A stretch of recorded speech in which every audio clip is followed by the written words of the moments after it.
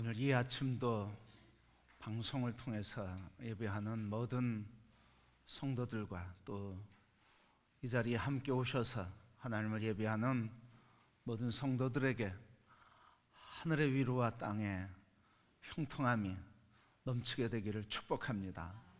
우리 서로 축복하며 인사하시겠습니다. 사랑합니다. 축복합니다. 반갑습니다. 감사합니다. 다윗이 사울 왕의 정치적인 박해를 피해서 도망 다니게 되었습니다. 이 도망 중에 마지막 더 이상 오랜 시간 동안 계속되는 정치적인 박해 때문에 언제 죽을 줄 모르는 위기 속에서 매 순간순간 하나님의 도우심으로 위기를 극복해 왔는데 끝까지 온 것 같습니다. 그래서 이제는 너무 힘들다. 그래서 그가 간 곳이 아둘람이라고 하는 산악 지역에 동굴 속으로 피하게 되었습니다. 동굴에 피해 있는 그에게 함께 따라온 사람들이 있었는데 그 사람들이 아둘람 굴의 다윗의 사람들 400인이었습니다. 그들은 사울 왕의 박해대로 인해서 더 이상 지쳐 힘들 다윗 사울 왕의 학정 속에서 핍박을 받고 압제를 당하는 것을 견디지 못해 그들을 피해서 도망 나오게 되었습니다. 뿐만 아니라 사무엘상 22장 1절 2절 말씀에 보면 그들은 빚을 진 가난한 자들이었습니다. 더 이상 새로운 삶을 위해 재기할 수 없는 밑바닥 인생이었습니다. 그런가 하면 억울한 일을 많이 당해서 이 마음 속에는 이 마음의 원통함으로 가득 차 있었던 사람들이었습니다. 그래서 그들이 삶의 터전을 다 버리고 더 이상 사울 왕 밑에서는 살 수가 없다. 그래서 피하고 도망해 간 곳이 아둘람이라고 하는 산악 지형이었습니다. 그곳에서 다윗과 함께 지내는 얼마 후에 다윗의 귀에 한 소식이 들려오는데 오늘 1절에 있는 그 말씀 그대로 블레셋 사람이 그일라라고 하는 지역을 공격해 와서 그일라 주민들이 추수하고 농사지고 추수한 곡식들을 다 빼앗아갔다고 하는 소식이 들리게 되었습니다. 바로 이 그일라는 그 옆에 해안을 끼고 있는 블레셋이라고 하는 나라 국경과 마주대하고 있는 지역의 한 마을이었습니다. 그러니까 이 그일라의 주민들은 늘 추수 때가 되면 불안한 거예요. 언제 블레셋이 공격해 와서 우리의 모든 소득을 뺏어 가진 않는가 하는 두려움과 근심, 불안에 사로잡혀서 살고 있습니다. 이 블레셋 300여 년 전 이전부터 여호수아를 통해 가나안 땅을 정복하기 시작했는데 300년 이상 지났지만 정복하지 못한 아주 강력한 군대를 갖고 있는 강국이었습니다. 그들이 그일라에서 주민들의 추수한 재산과 곡식을 다 빼앗아간 그때 그 근처 몇 킬로 떨어져 있지 않는 다윗에게 한 소식이 바로 이 소식이 전해진 것입니다. 그때 다윗이 하나님 앞에 기도하기 시작했습니다. 하나님, 지금 우리의 동족 그일라 주민들이 이방민족 블레셋에 의해서 침탈을 당하고 그래서 곡식들은 다 빼앗기고 저렇게 고통하고 있으니 어떻게 하면 좋겠습니까? 그때 하나님 하시는 말씀이 2절 말씀입니다. 여호와께서 다윗에게 이르시되 가서 블레셋 사람을 치고 그일라를 구원하라. 하라. 그래서 이 하나님께 응답받은 걸 가지고 자기를 따르는 400인들에게 이야기했습니다. 하나님이 우리에게 말씀하시기를 우리의 동족 그일라 주민들이 지금 블레셋에 의해서 침탈을 당했는데 가서 그일라 주민을 구원하라고 우리에게 말씀하셨다. 그랬더니 400인들이 이구동성으로 다 하는 한마디가 있습니다. 아니, 지금 우리가 여기에 온 것은 사울 왕을 피해서 유다를 떠나서 여기에 왔는데 어찌 유다에게 있는 것도 두려운데 그 두려운 블레셋과 싸워서 그일라를 구하라 하는 말씀이 합당하고 가당키나 한 말씀이겠습니까? 우리는 모든 것을 다 빼앗기고 우리의 몸도 마음도 다 상한 대로 지쳐서 여기 왔습니다. 그런가 하면 블레셋은 강력한 무기를 갖고 무장한 군대입니다. 우리는 그 군대와 싸워서 이길 수 없습니다. 한결같이 다 우리는 그들과 싸워서 이길 수 없다. 우리는 그런 힘을 갖고 있지 않다. 우리는 그런 준비가 되어 있지 않다.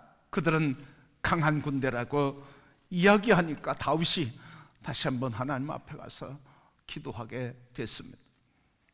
기도하니 3절 말씀 기도할 때 4절 말씀 묻자온데 여호와께서 대답하여 이르시되 일어나 그일라로 가라. 내가 블레셋 사람을 네 손에 넘기리라 하시니라. 지금 이 아둘람 굴에 있는 그리고 아둘람에 있는 다윗의 사람들은 한결같이 우리는 준비가 되어 있지 않고 우리는 그런 힘도 없고 우리에게는 그런 역량도 없고 무기도 없는 오합지졸입니다. 그런데 하나님께서는 너희가 그들을 도울 힘이 없느냐? 너희들에게 도울 힘이 넉넉치 않느냐? 그래도 가서 도우라. 그렇게 말씀하신 것입니다.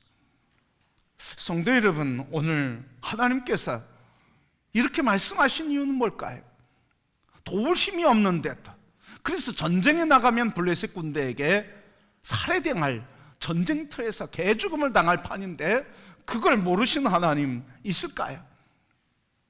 그것을 아시는 하나님이라고 하면 왜 다윗과 그 무리들에게 헤브론 블레셋과 전투하라고 그렇게 말씀하시며 그일라를 구하라고 말씀하실까요? 오늘 우리는 우리의 삶을 살면서 이런 이야기할 때가 가끔 있습니다. 내가 지금 무슨 힘이 있어서 다른 사람을 돕겠다고, 무슨 여유가 있어서, 무슨 힘이 있어서 다른 사람을 도울 수 있게, 난 그럴 힘이 없다, 그렇게 얘기하는 모습을 봅니다. 그 사람을 도우려고 하면 도움받을 사람은 나니까 나를 도와라. 그일라 사람을 도울 수 있는 힘이 있다고 하면 우리 자신을 지켜야지. 우리 자신도 못 지키면서 그 주제에 뭘 하겠다고 그렇게 이야기하느냐. 그게 오늘 우리들의 모습이기도 합니다. 그런데 왜 하나님은 그 죽을 것을 아시면서도, 넘어질 것을 아시면서도, 감당할 능력이 없는 것을 아시면서도 왜 싸우라고 하셨을까요? 바로 이것이 하나님께서 다윗과 다윗의 사람들을 세우고자 하시는 놀라운 섭리와 계획을 갖고 계시다고 하는 말씀입니다. 바로 이게 하나님께서 사람을 세우고 용사를 세우는 방식이었다 하는 말씀입니다. 석용욱이라고 하는 이 아티스트, 일러스트레이션을 하는 아티스트가 있었습니다. 이 사람이 글을 썼는데 God People이라고 하는 말씀 묵상집에 2020년 11월 19일 날 쓴 글을 제가 읽게 됐습니다. 근데 그 글에 뭐라고 썼냐면 이런 글을 썼어요. 일본에서 바리스타로 오신 예수라고 하는 주제로 작품 전시회를 가졌다. 근데 그 전시회에 일본에서 하는데도 많은 사람들이 와서 그 전시회에 참여하고 관람을 하면서 관심을 가져준 것이 너무 기쁘고 행복했다. 그런데 어느 날인가 유독 일본인 한 사람이 내 작품을 주의 깊게 바라보는 것을 알게 되었는데, 그 사람이 나한테 다가오더니 나를 위해서 작품을 하나 만들어 주시면 좋겠습니다. 작품을 요청하는데, 그래서 내가 작품 값을 이야기했더니 그 주인이 기꺼이 그 비싼 작품 값을 지불하고 작품을 의뢰했다고 하는 거예요. 그래서 그날 밤에 이 작가 서경욱이 돌아와서 너무 감사한 거예요. 야, 하나님께서 나에게 이렇게 비싼 작품을 수주받게 하고 의뢰받게 하고, 내가 이 작품을 의뢰받아서 내가 이제 돈 좀 벌겠구나 하면서 돈 받을 생각을 하니까 너무 행복했던 거예요.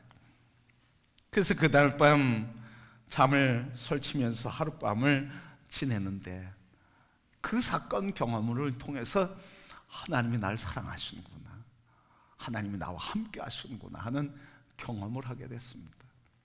근데 아침에 일어났더니, 그냥 아침에 일어나서 기도하는 중에 그 마음속에 하나님의 음성이 들렸어요.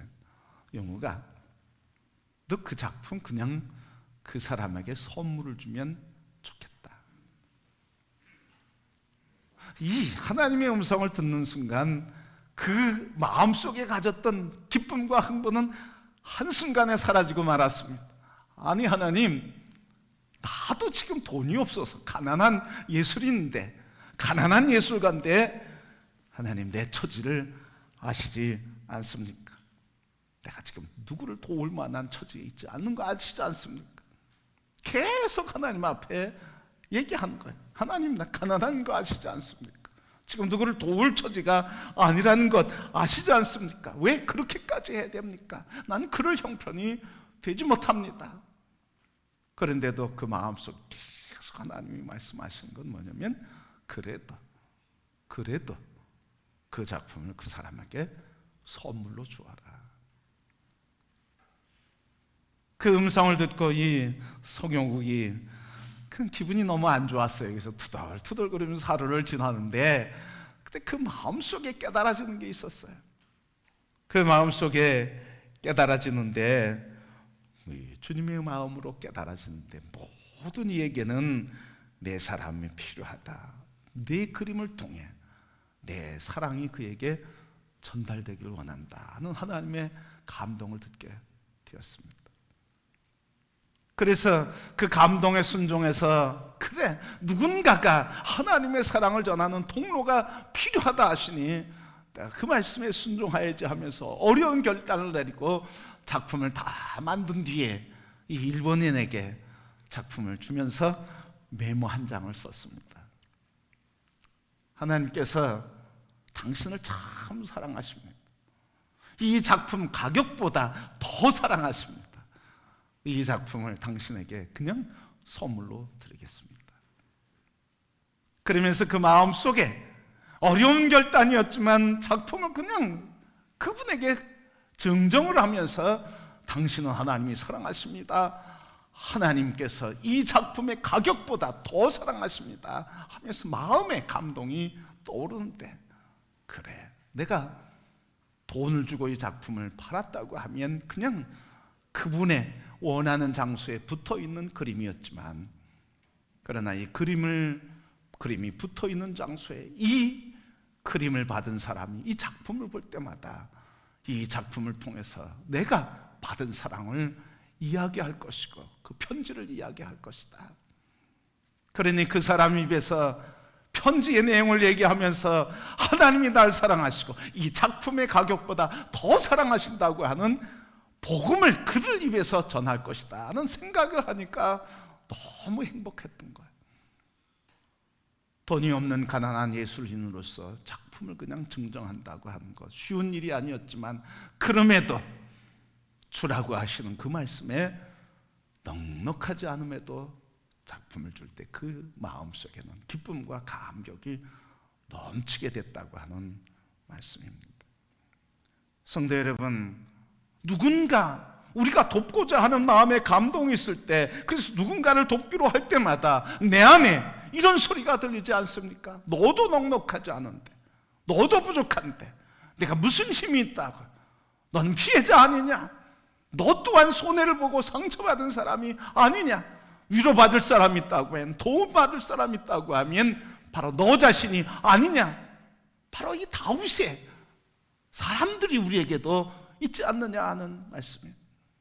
그러나 그럼에도 불구하고 우리가 도움을, 넉넉하지 않음에도 불구하고 도울 때, 넉넉하지 않음에도 내가 사랑할 때 내 안에서 그리스도의 사랑의 용사로 세워지는 놀라운 경험을 하게 될 것입니다.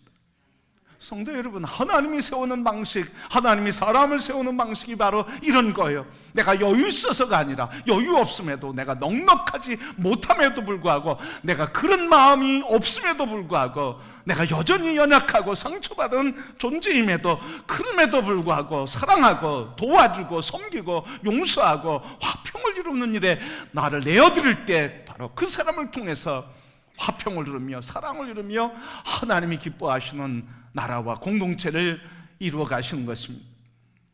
모세가 그냥 모세였겠습니까? 성도 여러분, 하나님은 모세를 어떻게 세우셨습니까? 모세는 살인죄로 도망한 사람이었습니다. 광야 사막 깊은 곳에서, 아무도 모르는 곳에서 그냥 이름 없이 살아가는 사람이었습니다. 모세는 누구를 도울 여력이 없던 사람입니다. 만약 모세가 자기가 누군가를 도우려고 나선다고 하면 자기 이름이 드러날 것이고, 그리고 바로의 궁정에서는 살인죄로 모세를 추격해 와서 체포하고 죽이는 일 있을 것입니다. 자기 이름을 내놓을 수가 없어요. 자기가 나설 수 없는 사람이었어요. 살인자요, 도망자요, 웃는 자 신세였습니다. 그래서 자기 드러내는 순간 자기가 인생이 끝나는 이 위험 속에서 하나님이 그럼에도 불구하고 너는 나가서 돕는 자가 될 것이요, 나가서 내 백성 이스라엘을 이끄는 지도자가 될 것이라고 하는 말씀에, 그는 자기의 죽음의 위험 속에서도 도울 여력이 없고 힘이 없는 환경이 아님에도 불구하고 나가서 순종할 때 이스라엘 해방의 지도자로 하나님 세우신 줄 믿습니다.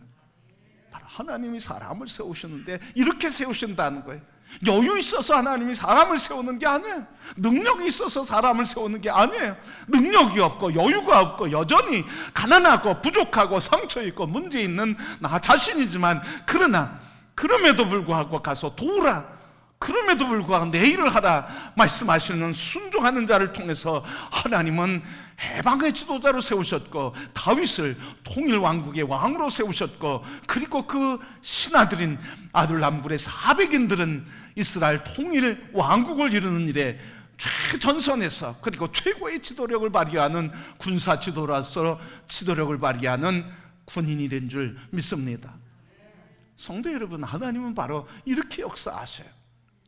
왜 도우라고 했습니까? 바로 하나님께서 부족함에도, 넉넉하지 못함에도, 그리고 자기 자신들이 도움받아야 할 처짐에도 나가서 돕게 될 때, 그때 하나님 그 사람을 통해 지도자를 세우시고 그 사람을 통해 하나님의 영광을 이루시고 나라를 이루신 줄 믿습니다. 그래서 이런 과정들이 바로 다윗을 통일 왕국의 왕과 지도력을 행하는 위대한 지도자로 세워주신 것입니다. 하정환 목사님, 서울에서 지금 다음 세대 목회를, 꿈과 비전을 갖고 목회하시는 분입니다. 우리 교사들이 매주 금요일마다 저녁 때 밤 8시에 모여서 1시간, 1시간 반 우리 교사 회의를 하고 기도회를 하고 또 멘토링도 합니다. 그 과정에 우리 계속 책을 한 권 읽는데 교사 10여 명이라고 하는 책을 읽습니다. 근데 이번 주에 있었던 그 책의 내용 중에 이런 하정환 목사님의 고백이 나옵니다. 그가 왜 어떻게 청소년과 다음 세대를 위한 부흥사가 되고 목회자가 되었는지를 고백하는 간증이 나오는데 이런 이야기가 나옵니다. 하 목사님이 처음 목회에 나간 곳이 제주도입니다. 그 교회 갔는데 그 교회가 분열이 돼가지고 쪼개진 작은 교회 갔는데 교인들이 10명도 안 되는 교인들을 모이는 교회, 깊은 골짜기 산에 산골짜기에 있는 교회를 담임하게 되었습니다. 근데 그 교회를 담임하면서 아이들이 한 6, 7명 있는데 그 아이들에게 하나님 말씀을 가르치는데 예배를 드리는데 주일 3번 예배를 드리게 되었어요. 주일 아침, 주일 오후, 또 수요일 날. 아이들에게 3번 설교를 하는데 이 3번 설교를 다 자기가 설교를 해야 될 상황이에요. 그래서 어떻게 설교를 할까 고민하면서 준비하면서 설교하면서 어떻게 아이들에게 복음을 잘 전할 수 있을까? 근데 이 하정한 목사님은 대학원에서 철학과 관계된 신학을 전공한 분이거든요. 근데 수준 높은 학문을 했는데 아이들에게 설교를 하려니까 너무 힘든 거예요. 그래서 어느 날 그 마음에 감동이 되고 생각되는 대로, 그래, 내가 아이들에게 설교를 할 텐데 내 언어가 너무 어른들 언어를 쓰는구나. 그래서 그때부터 아이들의 생각이 뭔지, 아이들의 말투는 어떤지, 아이들의 행동은 또 어떻게 하는지, 아이들의 관심사는 뭔지, 아이들의 문화를 이해하려고 애쓰기 시작했고, 그리고 그 문화를 이해하면서 설교할 때도 아이들 말로 설교하기 시작했어요. 그래서 몇 년간 일주일에 3번 아이들과 교제하면서 아이들 말로 설교하면서 아이들 복음으로 가르쳤는데, 서울의 부목사로 갔는데 그 순간 자기도 깜짝 놀랐어요. 뭐냐면 다른 데서 우리 교회 오셔서, 우리 지방에 오셔서 어린이 집회를 해주세요, 청소년 집회를 해주세요. 자기는 몰랐지만 아무것도 없고 자기가 배운 것들은 관계없는 거였지만 그 어려운 상황에서 하나님의 말씀을 어린이들이 이해할 수 있고 다음 세대가 이해할 수 있는 언어로 설교를 하면서 그 훈련을 통해서 자기도 모르게 어린이 부흥사가 되었고 다음 세대를 세우는 부흥사가 되어서 말씀을 전하고 있는 자신을 보게 된 거예요. 그래서 수십 년이 지난 지금까지도 다음 세대를 살리는 사역을 하고 있습니다. 성도 여러분, 발버둥 치면서 해산의 그 깊은 골짜기에서 예수 그리스도의 복음을 어떻게 아이들에게 전할 수 있을까? 그런 문제와 기도 제목을 가지고 발버둥 칠 때, 아이들이 몇 명이 안 되는 6, 7명 가지고 발버둥 칠 때 그 교회가 수십 명이 되는 아이들로 부흥하고, 그래서 이 목사님이 어린이 부흥사가 되고 다음 세대를 세우는 지도자로 우뚝 설 수 있게 되었고, 지금은 한국교회 다음 세대를 세우는 영적 영향력을 행하고 있다고 하는 사실. 그렇습니다. 우리 자신이 도울 능력이 없고, 우리 자신이 행할 능력이 없고, 우리 자신이 지치고 피노가 힘든 인생을 살지만, 그럼에도 불구하고 그 일날을 가서 도우라고 하시는 하나님의 말씀을 들을 때, 그 말씀을 붙들고 순종할 때 우리에게는 능력이 없지만 하나님의 능력으로 하나님의 영광의 나라, 다윗의 나라, 통일된 이스라엘 건설하는 위대한 역사를 이루는 지도자요, 그리고 군대로 세워지게 되는 줄 믿습니다. 그래서 고난 없이, 역경 없이 세워지는 지도자는 한 명도 없습니다. 우리 교회가 선교사를 돕고, 그리고 우리 국내외 선교사를 도우며 교회를 돕고 목회를 도우려 하고 있습니다.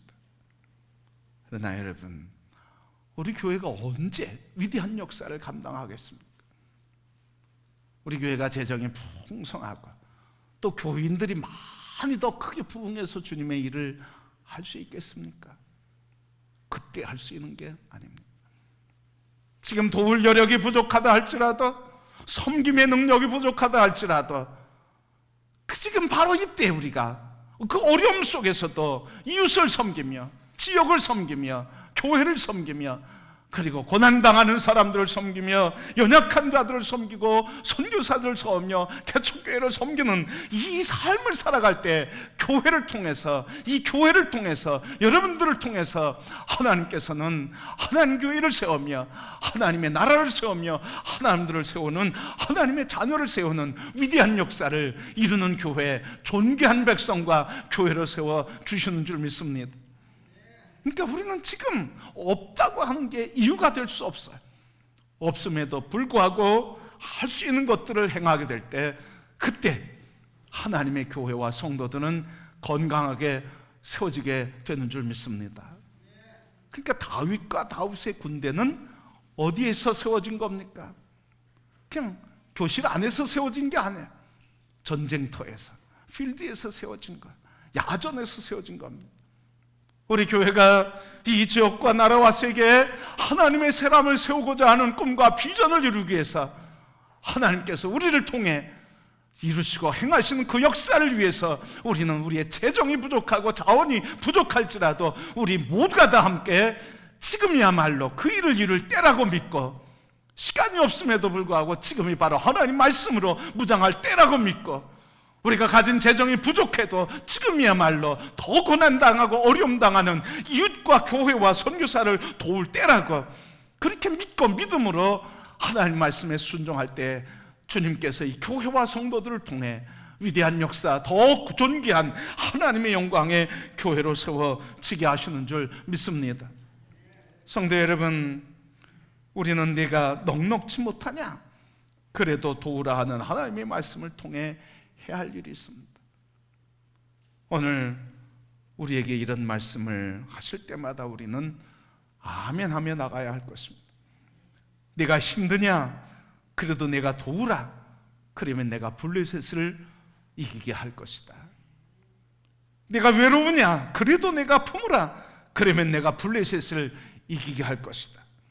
내가 지쳐 있느냐? 그래도 내가 섬기라. 내가 블레셋을 이기게 할 것이다. 내가 가난하냐? 그래도 내가 도우라. 내가 블레셋을 내 손에 넘기리라. 네가 아프냐? 그래도 내가 위로해라. 그러면 내가 블레셋을 내 손에 넘길 것이다. 내가 피해자냐? 그래도 내가 용서하라. 네가 상처를 받았느냐? 그래도 그를 사랑하라. 내가 블레셋을 이기게 할 것이고 내 손에 넘길 것이다. 성도 여러분, 우리가 가진 재원이 부족하다 할지라도, 우리가 가진 마음속에 상처가 있다 할지라도, 내가 피해자고 내가 아프고 지쳤다 할지라도, 오늘 주님이 말씀하시는 대로 그럼에도 불구하고 넉넉한 자원이 내게 없다 할지라도 내가 가서 도우라.